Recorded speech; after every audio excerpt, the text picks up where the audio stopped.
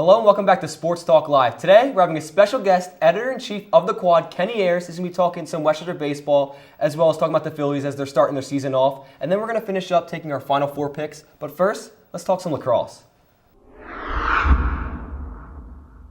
All right, guys, Lacrosse has started off undefeated, 6-0. What's been the key to their success so far this season? Well, you got to start up front. Senior Nicole Powell is leading the way. She leads the team in both goals with 18 and assists with 6. She recorded 5 goals in their last win over ESU, 24-5. You're talking about that ESU game, really impressive. I'm going to go back to our last home game. We played Millersville, and we beat them 18-8. So a team like Millersville, very solid team, and to beat them easily by 10 goals, that's just really impressive. Just shows how dominant we're beating this year. We have to be careful, though.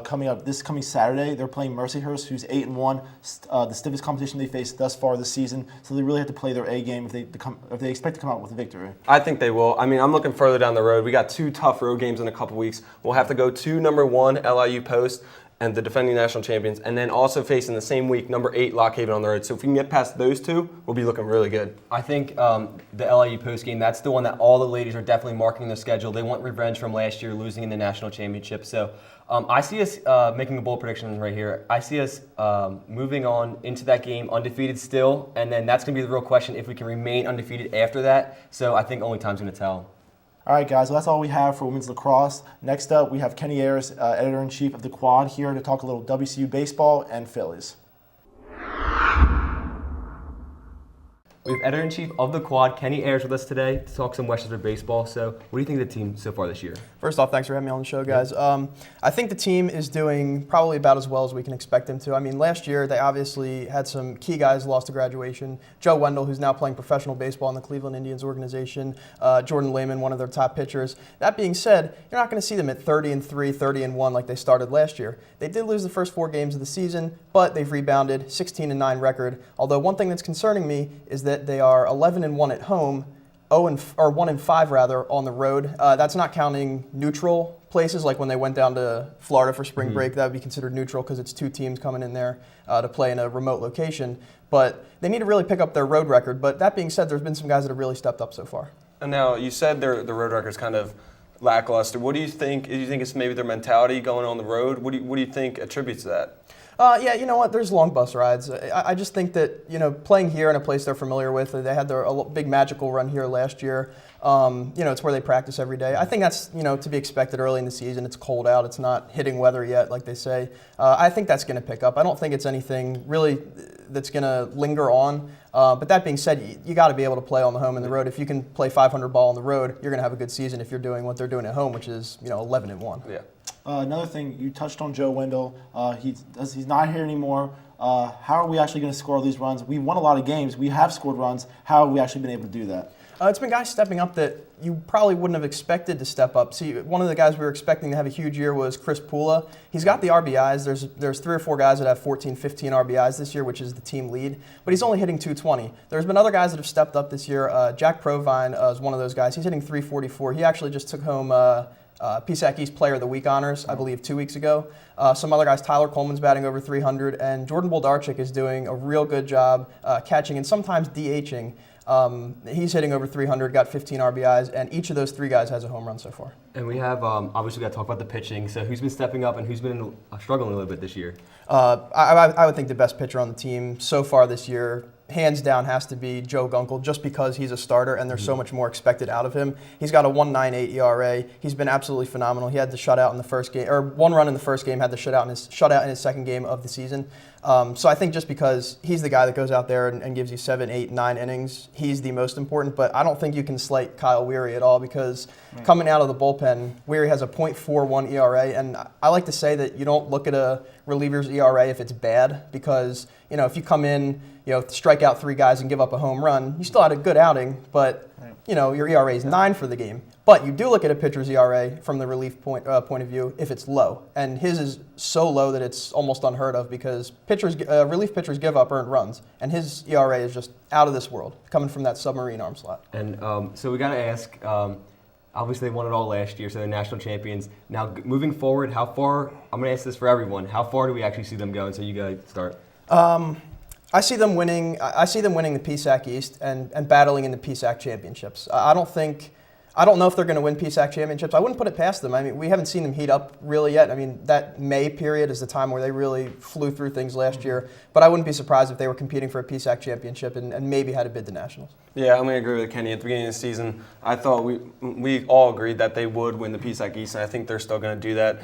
I see them actually winning all the PSAC and getting the NCAA tournament. And once you get there, who knows what happens. Like last year, we didn't even really expect us to win it all, and look what happened. So we'll see.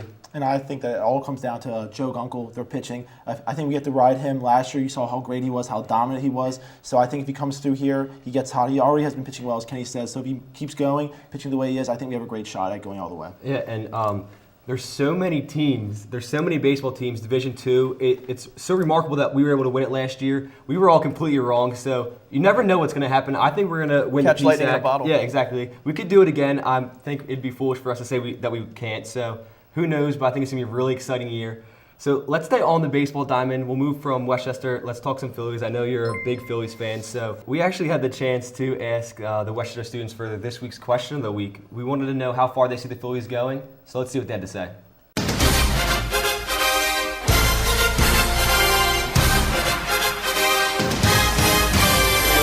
I see the Phillies sneaking into the playoffs or a wild card spot. I don't know. It depends how the pitching goes from there, but from then on, who knows? But I can see them sneaking in. This is the first year in a while Chase Utley has not been hurt going into the regular season. I think he'll do great. He's one of our big captains on the team. He'll influence young players like Ben Rivera. I think we'll have a great year this year, and go Phillies. I think the Phillies are going to come in second wild card, probably finish around 87 to 89 games this year and wins. I think the Phillies, they're going to get to probably the first round, but just with they're kind of in the rebuilding stage. I mean, they got strong pitching still, but they got a little bit of guys they got to pick up on, and I think that the rest of the division's a little stronger than they are.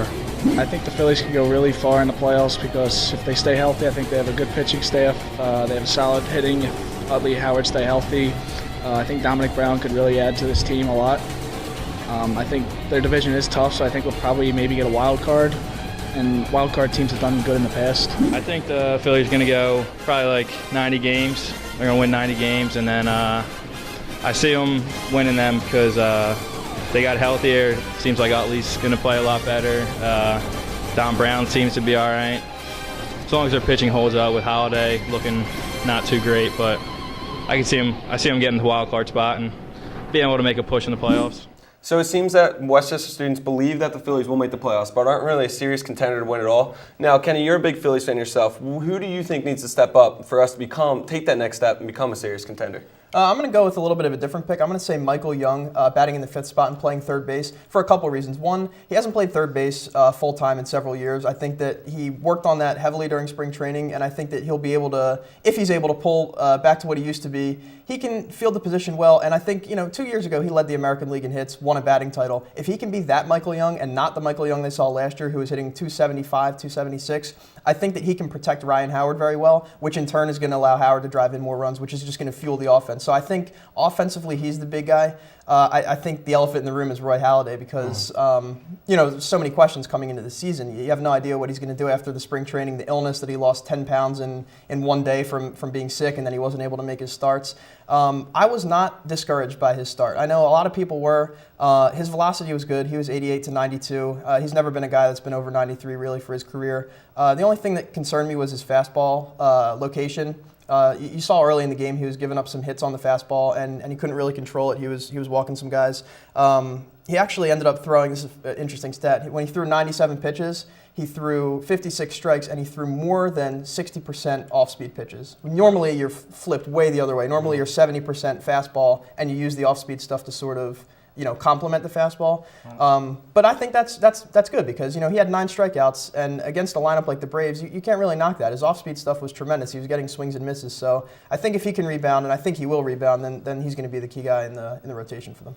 Well, Kenny, you're talking about Michael Young. I think another player that's going to be really interesting to watch is Jimmy Rollins, whether he's hitting the 1-hole or the 2-hole. I kind of like him in the 2-hole. It's going to be interesting. And people underestimate that role and how important it is. What do you think of him sitting in the 2-hole? I really like that move because you got Ben Revere who works the counts. He gets on base. He steals bases. So let's just say Ben Revere gets a single, steals second base. What's one of the things Jimmy Rollins does the most? weak ground balls to second base. But when a guy's getting on base and stealing second, that's exactly what you want. You want the guy who's going to be a left-handed hitter, obviously if there's a right-handed pitcher because he's a switch hitter, to be able to pull that ball to the right side and get the runner over to third base. And I think that's something Jimmy Rollins does perfectly, and I think he's really going to excel in this role this season.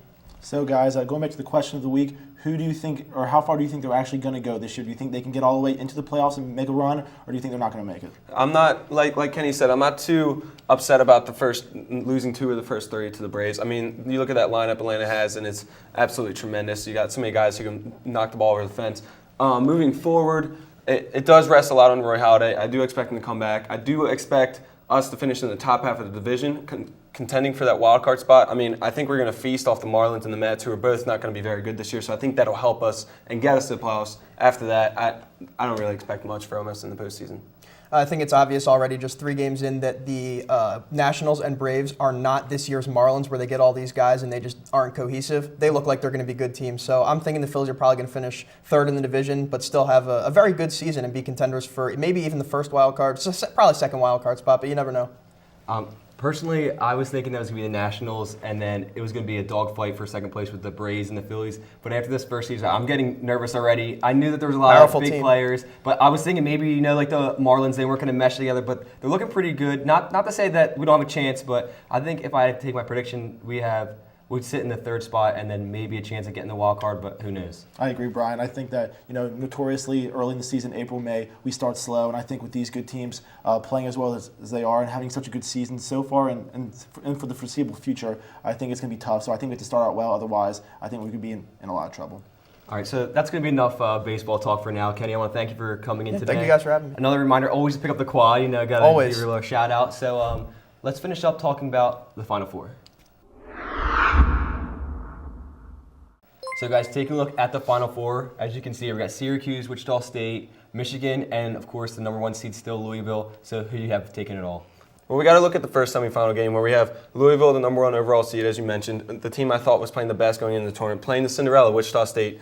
Wichita State absolutely dominated Ohio State in the Elite Eight. But the one weak spot I saw was when Ohio State started to press. They turned the ball over a couple times, almost let them get back into the game. Against Louisville, they're going to have to deal with that for 40 minutes. So if they turn the ball over early, they could find themselves in an early hole.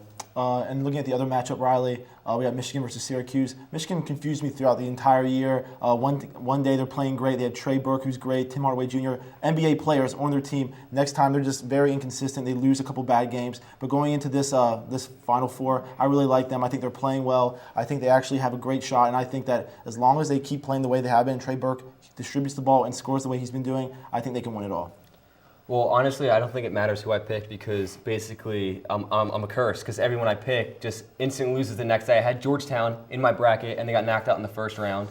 And then who did I have after that? I had Indiana, and then you guys asked me last week who I had winning it all, and that was Ohio State, and what happened. So they're done. So I might as well just go bold here. I'm going to take Wichita State. I like the way they're playing, and I always love the underdog, so I got Wichita State taking it all this time. No, I coming in, I picked Louisville. I like the way they were playing. I think that press is going to be too much for Wichita State, and I see Louisville actually going all the way, no matter who they face, Michigan or Syracuse. And just a quick note, we all saw, unfortunately, the Kevin Ware injury. Just quick thoughts on that. I mean, that was terrible. I saw it live. It was pretty bad. From what I've heard, Kevin Ware is a great person as well as a great basketball player. So just something tragic like that happening to him, your heart goes out to him. But I think the team really rebounded well. They used it as motivation, and I think it's really going to carry them. Yeah, I think what he did was really great, just coming off the court and saying, like, come on, we're still going to win this. It just really gave the whole entire team motivation, which is kind of scary because they don't need much more motivation being the number 1 seed. So I think it should be really interesting to see what happens. Right. So finishing up today on Sports Talk Live, we're going to be honest. You guys probably don't care what we have to say or what our opinions are on random sports and whatnot. So we want to get your opinion. Give us your input. We have sportstalklive.net. We have our Facebook, Twitter. Anything you want to say, just strike up a conversation.